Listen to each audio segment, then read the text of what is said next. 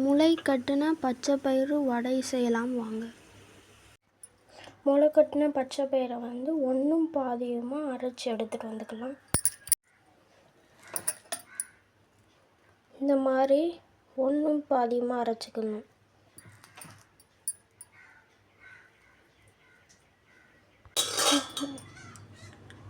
கருவேப்பிலை, புதினா,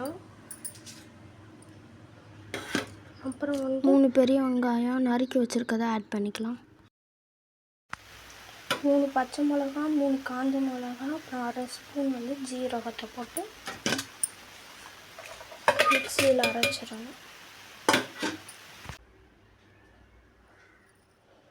அரைச்ச மிளகாயெல்லாம் பயிரோடு சேர்த்துட வேண்டியது.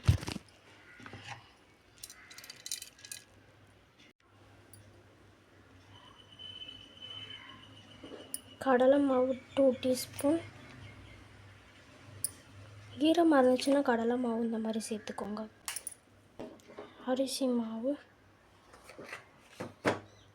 2 டீஸ்பூன். அப்புறம் உப்பு கொஞ்சம் போட்டு கலந்துக்கலாம்.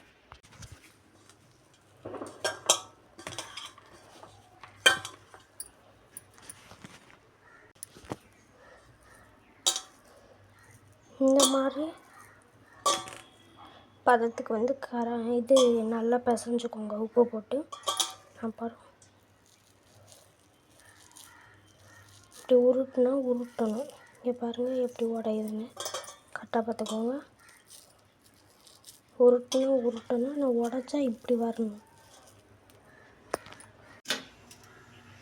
எண்ணெயை ஊற்றி காய வச்சுக்கலாங்க. ஃபஸ்ட்டு எண்ணெய் காயிற சாக்கில் வந்து குடி ரவுண்டாக பிடிச்சி வச்சுக்கோங்க.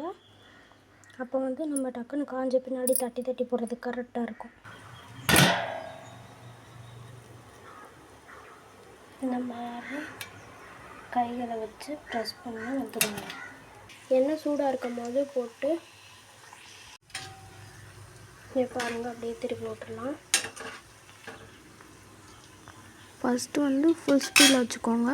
வடை போட்டதுக்கப்புறம் மீடியம் ஃப்ளேம்லேயே வச்சு இந்த மாதிரி பொரிச்சு எடுத்துடணுங்க. எண்ணெய் வந்து கீழே போயிடும். வடை வந்து அப்படியே இருக்குங்க. அப்படியே வேறு இதில் மாற்றிக்கலாம்.